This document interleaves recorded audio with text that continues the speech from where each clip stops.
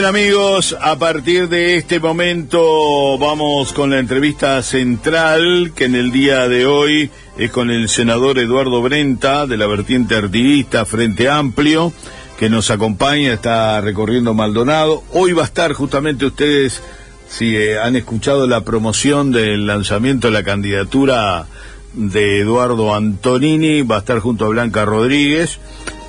Aunque en la promoción no lo nombran, igual sabemos, porque me decía ayer el jefe de campaña de Antonini, que iba a estar Brenta, y bueno, aparte está haciendo una recorrida, como decía, por el departamento de Maldonado. Les recordamos que a partir de este momento nos pueden sintonizar, además de la 107.1, en el canal 56 de Punta Cable y a través del streaming en las distintas plataformas de Gente Contenidos, FM Gente.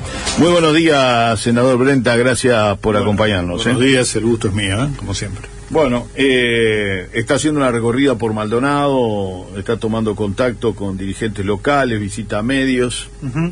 Sí, estuvimos el otro día en Piriápolis, en el lanzamiento de la candidatura de alcalde del compañero más conocido como el Gallego, que junto a otros compañeros son candidatos a la alcaldía de Piriápolis, en un acto muy interesante, con mucha participación.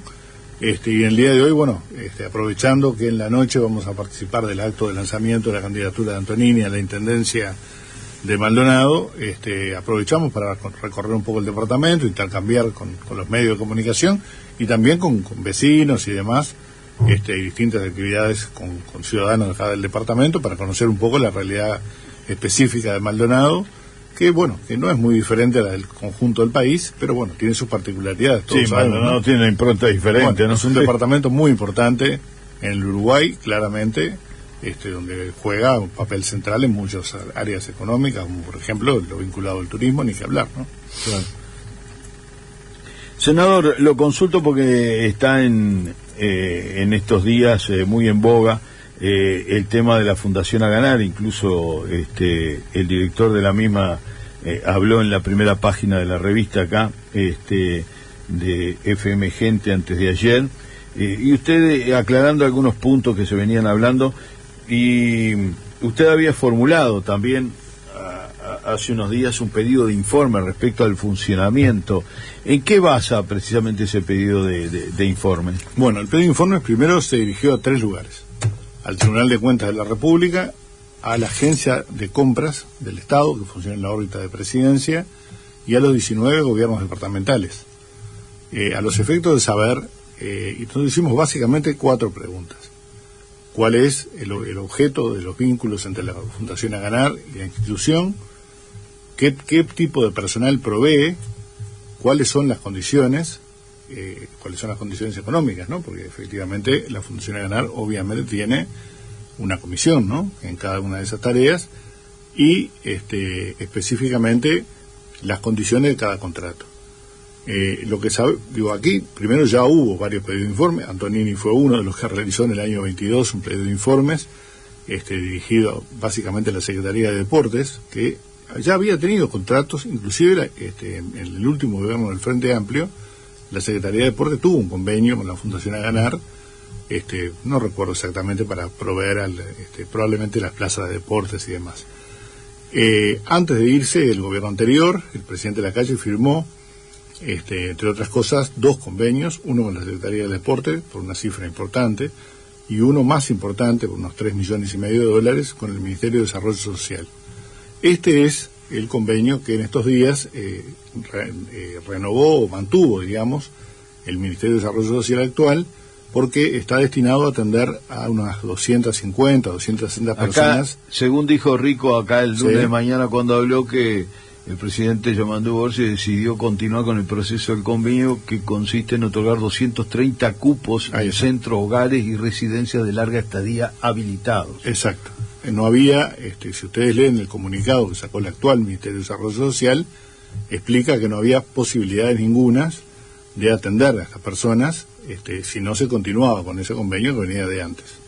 Pero al mismo tiempo, el documento que emite el Ministerio de Desarrollo Social aclara que va a investigar las condiciones del contrato y analizar las mismas. O sea que era una situación, yo la comparo con otras, ¿no? O sea, quedamos también, estos días nos enteramos, con un juicio de 160 millones de dólares, ferrocarril central, contra el Estado uruguayo. Sí. Anteayer, de Montecom, la empresa que fue desplazada del puerto de Montevideo, otro juicio internacional que queda pendiente del gobierno anterior para este gobierno. O sea, hay un conjunto de situaciones, o sea, el país no se para, digamos, cuando el gobierno cambia, ¿no? Entonces, nuestra intención es conocer ese vínculo, conocer si el rol, ustedes saben que toda fundación o ONG inscribe estatutos en el Ministerio de Educación y Cultura. Nosotros tenemos ese pedido de informes donde se dirige al MEC, se le pregunta respecto a las exoneraciones tributarias y el MEC contesta que las exoneraciones no las controla el MEC, sino las controla el BPS y la DGI. Bueno, queremos saber si está regularizada esa situación y si todo lo que provee la Fundación A Ganar está comprendido en esas mismas exoneraciones, porque tenemos muchas denuncias de ciudadanos que simplemente escriben por las redes y demás respecto a vínculos políticos que son claros, ¿no?, entre la Fundación A Ganar, y en algunos lugares nos denuncian, yo no digo que esto sea cierto, pero la denuncia uno tiene que investigarla porque es el rol del Parlamento ese precisamente, de gente a la cual se la, de alguna manera, se la contrata condicionada a participar de actividades del Partido Nacional. Entonces, bueno, ante esto uno tiene que despejar esta situación y saber si realmente esto pasa o no pasa, y si las condiciones de contratación son las correctas y las exoneraciones aplicadas son las correctas. Esto no es un ataque a nadie, es simplemente saber ejercer el rol que tiene que tener el Parlamento, que es controlar la gestión del Poder Ejecutivo y el resto del aparato del Estado. Simplemente. Perfecto. Creo que ha quedado claro. Creo que teníamos una duda respecto al número. Usted mencionaba más de 1.000 funcionarios. Es que no sabemos porque acá él dijo 630. Sí, sería bueno saber, en Paysandú hay 500 funcionarios, por ejemplo, casi 500 funcionarios contratados. Hay unas denuncias que en su momento hiciera la presidenta de la Federación Nacional de Municipales, Valeria Ripoll, que luego ustedes saben perfectamente, fue candidata a la vicepresidencia por el Partido Nacional, que denunció en Rocha, en la Junta Departamental de Rocha, están los videos que circulan en las redes, donde el entonces intendente manifestaba que contrataba por la Fundación A Ganar para eludir el pago de los aportes al Banco de Previsión Social. Bueno, esto es realmente vergonzoso, ¿no? O sea, que una intendencia utilice a una fundación para evadir aportes al BPS, es una especie de trampa al solitario del propio Estado, ¿no? Porque después el BPS queda las prestaciones que muchos ciudadanos toman. Entonces, el aporte, si nosotros multamos a una empresa privada por evadir aportes a la seguridad social, ¿qué hacemos con una intendencia que utiliza una herramienta de este tipo para evadir aportes? Es una situación que realmente fue denunciada por la candidata a la vicepresidencia del Partido Nacional. No lo dije yo, lo dijo ella, y aparentemente lo dijo el intendente de la época, ¿no? Por lo cual, este mecanismo no puede ser utilizado para evadir aportes a la seguridad social ni a la Dirección General Impositiva tampoco. Muy bien. Le cambio el tema. Uno de los asuntos que, tienen en cartera el Frente Amplio en el Parlamento es desarchivar algunos proyectos que habían sido archivados, como por ejemplo el ingreso a las intendencias municipales, que es un tema sensible del cual siempre se habla, pero nunca el cuerpo político se pone de acuerdo, ¿no? Para clavarle el diente. Bueno, tuvimos una experiencia en el periodo. A ver, nosotros venimos planteando este tema porque es un tema de transparencia, ¿no? Y de garantizar igualdad de derechos a los ciudadanos, de tener la posibilidad de acceder a un trabajo en un gobierno departamental, que en algunos departamentos del país es el principal empleador, ¿no? La intendencia es, en Flores, por ejemplo, el principal empleador es la intendencia de Flores. Entonces, cualquier ciudadano debería tener derecho, a través de un concurso o un sorteo, depende si son puestos calificados o puestos no calificados, de acceder a esa posibilidad de tener un empleo en la intendencia departamental. Hasta ahora no se maneja de esta manera, salvo algunas intendencias. Montevideo lo hace así, tiene un mecanismo de concursos y demás. Canelones tiene un mecanismo de concursos. Hay otras posiblemente que también lleven adelante concursos. Nosotros queremos que haya un mecanismo transparente. En este periodo legislativo que culminó el 15 de febrero, logramos que el famoso artículo que venimos planteando desde el año 2005, ¿no? El que ganó Tabaré Vázquez el gobierno, en cada rendición de cuentas el Frente Amplio presentaba un artículo vinculado a esto. Lo hicimos con el Poder Judicial también, donde también se ingresaba sin concurso ni sin ninguna clase de control. Eran los miembros, ministros de la Suprema Corte que definían quién entraba y quién no, y hoy está vigente y se garantiza el ingreso al Poder Judicial en estas condiciones. En el caso del Parlamento, con las mayorías especiales necesarias por la autonomía de los gobiernos departamentales, nosotros necesitábamos 2/3. Recuerdo en el año 2007 yo integraba la Comisión de Hacienda de la Cámara de Diputados y logramos en comisión salida por unanimidad, pero lamentablemente en sala nunca hubo 2/3. Hasta que en esta legislatura que culminó, el entonces senador Peña logró llegar a un artículo que era prácticamente el mismo que veníamos planteando históricamente, y logró el apoyo del Partido Colorado y de Cabildo Abierto. Y en realidad se lograron 20 votos, faltando uno, ¿no?, que tenía que ser inevitablemente el Partido Nacional, para llegar a los 2/3 necesarios que establece la ley respecto a la autonomía de los gobiernos departamentales.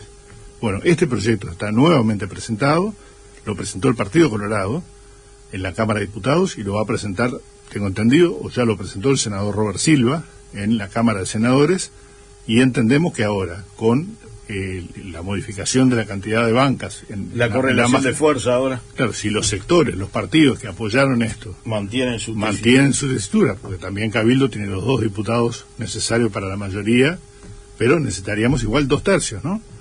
Por lo tanto, hay que ver que si acompaña todo el Partido Colorado y quizá algunos legisladores del Partido Nacional. ¿Se mantiene en este nuevo proyecto?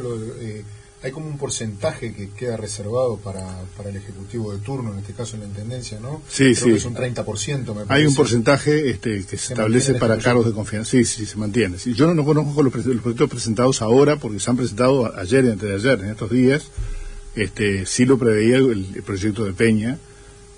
Pero bueno, estamos dispuestos a trabajar sobre eso, con márgenes, no hay problema en eso, pero tiene que haber...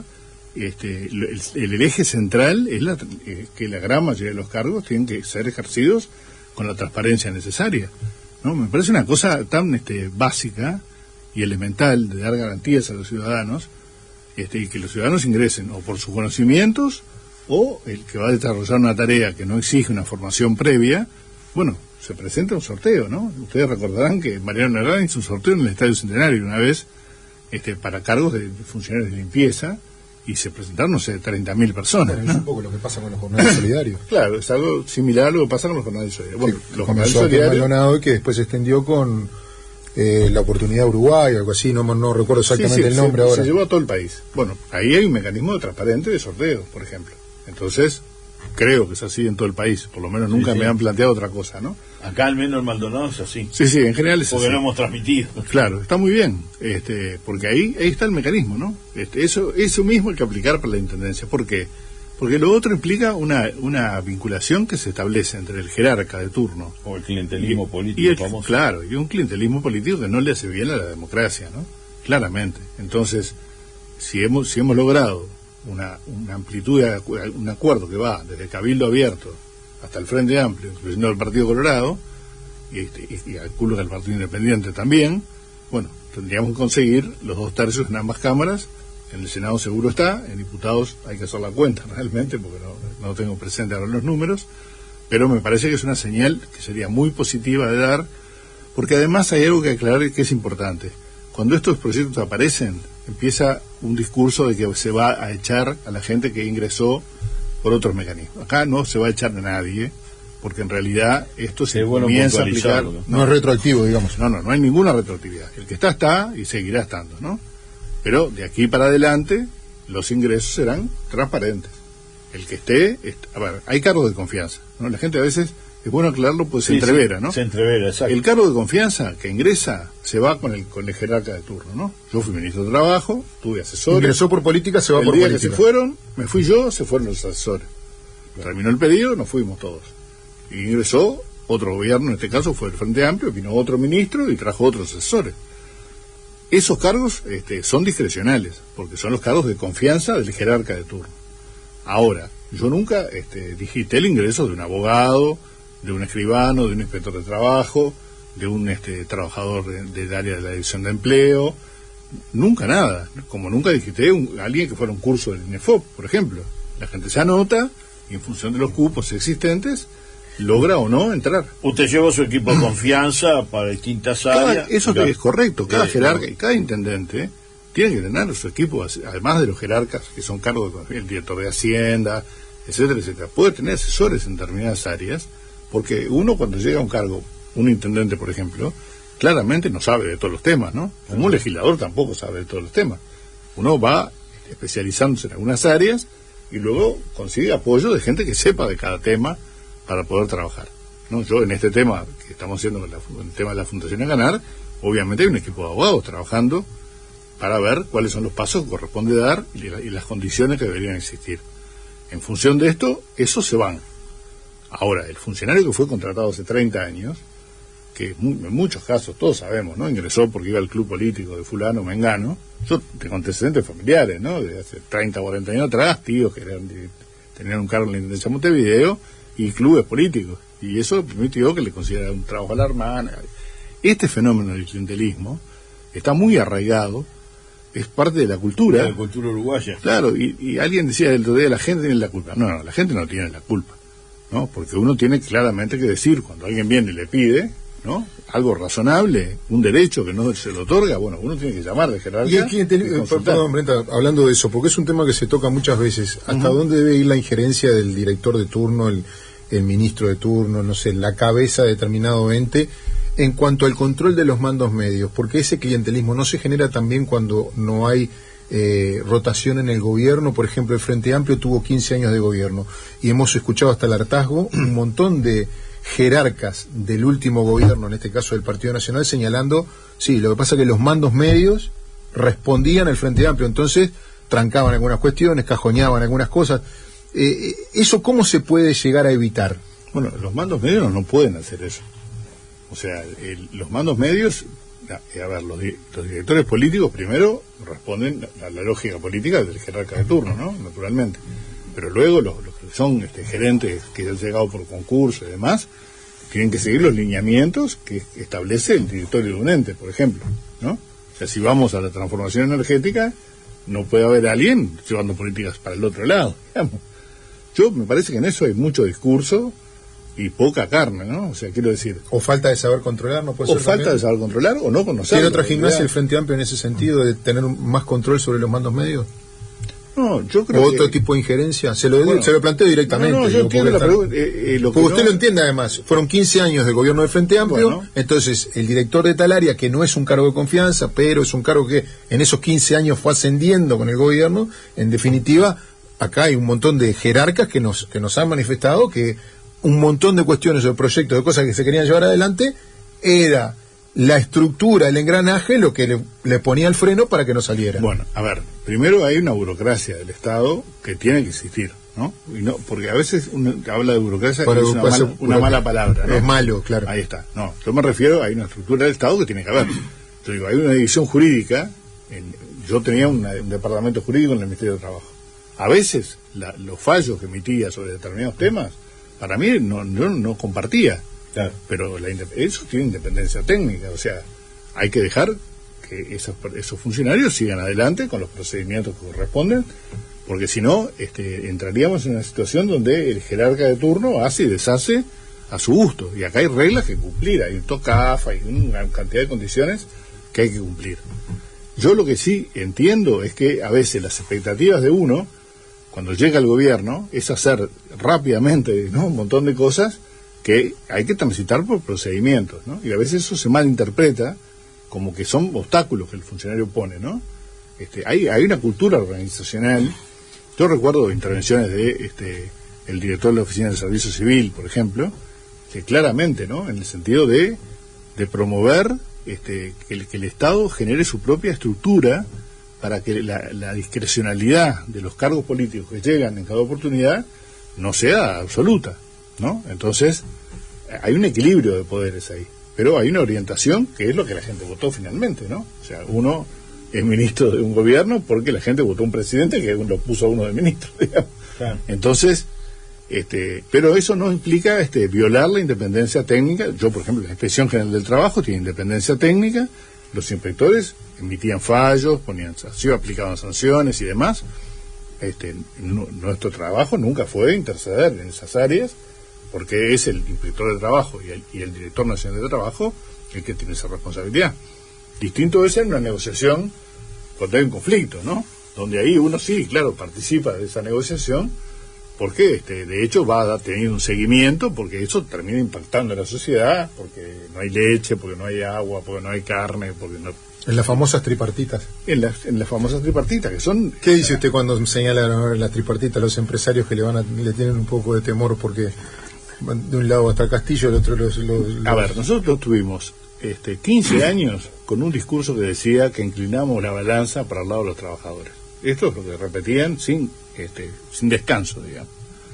En este gobierno que terminó, el ministro Mieres votó 9-1 con los empresarios, ¿no?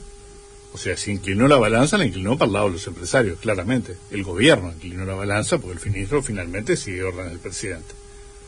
Yo creo que hay que encontrar equilibrio en las relaciones laborales de forma tal, primero, no se puede tratar igual... igual... inclinar la balanza. Claro, bueno, pero a ver, no inclinar la balanza significa que no podemos tratar tampoco igual a los desiguales, ¿no? O sea, el poder del empresario es mucho mayor que el del trabajador. Lo cual no quiere decir... Y de los empresarios sindicalizados o agremiados no es mayor que el de los empresarios de los trabajadores sí. agremiados y sindicalizados no termina siendo a veces mayor que el del empresario. Yo creo que equilibra esa. Si le quieren para la empresa se la paran. Sí, pero no se la paran mucho, ¿no? Porque el empresario va a seguir comiendo, el trabajador después de 15 o 20 días no come más.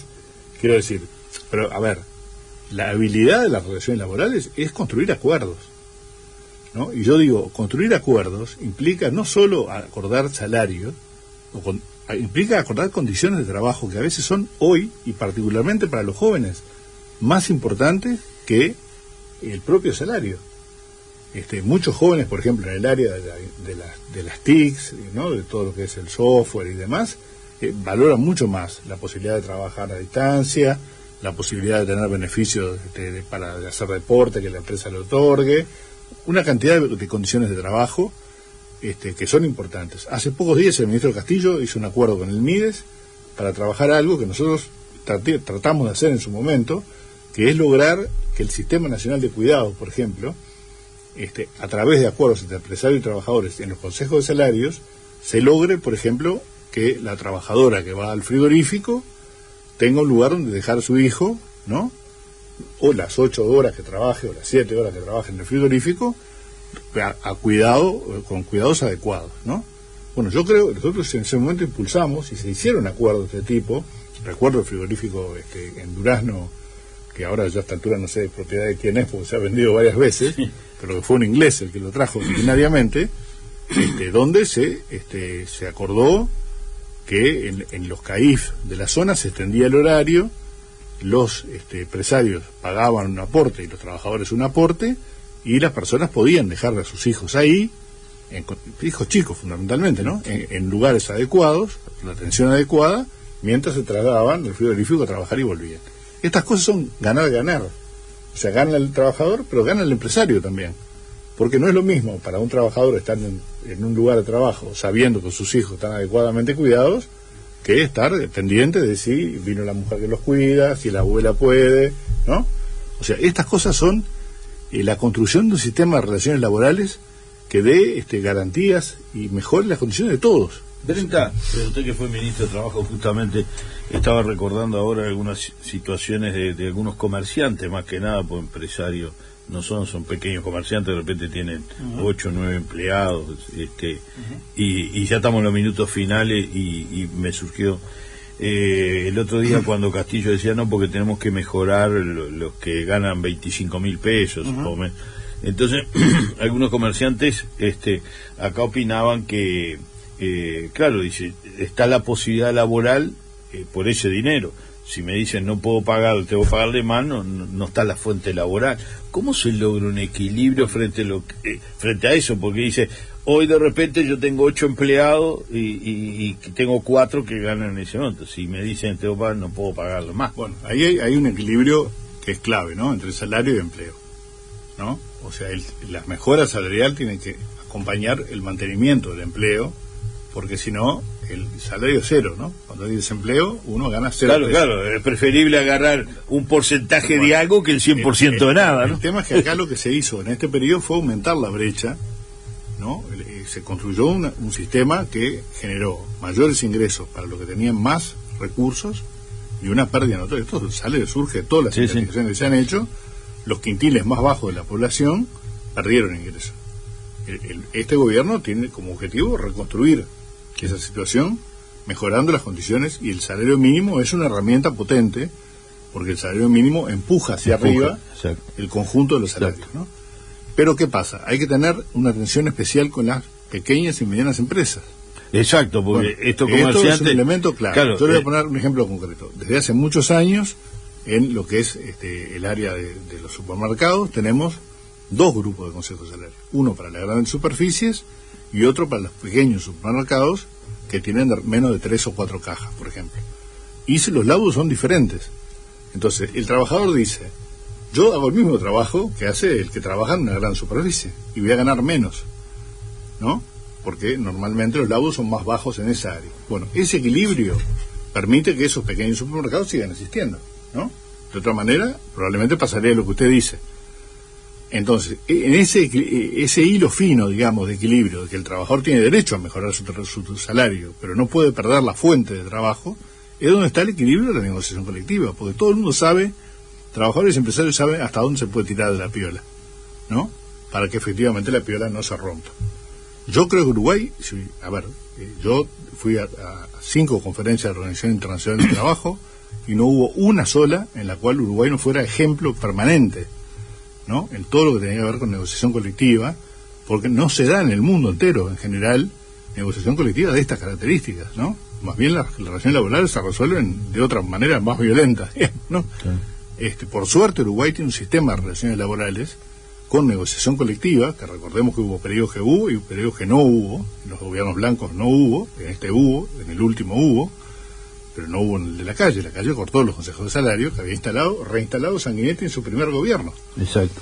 Entonces, cuando reinstalamos nosotros los consejos de salarios, yo creo que eso contribuye además a una reducción de la conflictividad, porque hay donde canalizar la protesta, digamos, en una mesa de negociación y no en un paro o en una medida concreta de huelga y demás, donde todo el mundo sale perjudicado. Entonces, el derecho de huelga está garantizado, pero es la herramienta final, en mi opinión, cuando todas las negociaciones fracasan, y bueno, no hay otra salida, digamos, para los trabajadores. Pero yo confío y tengo muchísima confianza en que el actual ministro de Trabajo, que tiene una larga experiencia de negociación, y que es un negociador nato, aparte de él, por sus condiciones, lo ha sido como dirigente del PCNT, logre una mejora notoria en lo que fue la experiencia del gobierno anterior en materia de relaciones laborales, que la verdad es que contribuyó a profundizar la desigualdad en la sociedad uruguaya. Brenta, no estamos recontrapasados de tiempo, pero está muy interesante la charla, y quería consultarlo justamente. Se habla de modificar la LUC por el tema de las ocupaciones, para que cuando haya un conflicto se vuelvan a ocupar las empresas. ¿Eso lo tiene en carpeta? Eso lo está manejando el ministro, no está planteado en esos términos. Nosotros tenemos una queja en la OIT, donde la solución que se plantea es que se habilite, que es lo que tomó la LUC, ¿no? Y que es una situación que no sucede nunca, por otra parte, que cuando una empresa se ocupa, ingresen los trabajadores que no quieren ocupar, porque eso es imposible en la práctica, ¿no? Usted cómo trabajaría acá si su compañero no que está de huelga, está ocupando, ¿no? Es una cosa absurda. Claro. Bueno, yo creo que el gobierno va a trabajar con seriedad este tema. Hay distintas posiciones, inclusive en la academia, ¿no? En la Instituto de Derecho del Trabajo, etcétera. Hay miradas, matices diferentes. Mi impresión es que hay que trabajar para que no se ocupen las empresas. Hay que buscar, vuelvo a repetir, si la negociación colectiva funciona y funciona con intensidad y el Ministerio es proactivo en eso, como lo va a hacer seguramente, bueno, me parece que este tema no va a estar en la agenda de nadie, porque la ocupación es una medida última que la gente no quiere, a la cual la gente y los trabajadores no quieren llegar nunca. llegan solo en situaciones de acorralados, o a veces para asegurarse que una empresa que quebró no se vacíe, que esa es una situación que se ha dado en muchas oportunidades, ¿no? Trabajadores que llegan a trabajar y se encuentran que no hay nada. No es como usted llegara mañana a la radio y no hay micrófonos, se llevaron todo. Bueno, a veces los trabajadores prevén esa situación y ocupan la empresa para que la empresa no se vacíe, ¿no? Tenemos algunas experiencias, yo tengo mucho respeto por los empresarios y demás, pero hemos visto cosas muy jorobadas, ¿no? Bueno, en las últimas semanas hemos asistido a algunos fenómenos de algunas empresas de carácter financiero que en realidad aparecían como empresas vinculadas al sector agropecuario y eran empresas financieras, ¿no? Claro. Entonces hay que tener también un control sobre esos temas. Brenta, le agradecemos muchísimo. No, el agradecido soy yo. Mucho gusto y muy interesante la charla. Sin lugar a dudas. Nos vamos a la pausa, amigos. Así pasó la entrevista central hoy con el senador Eduardo Brenta.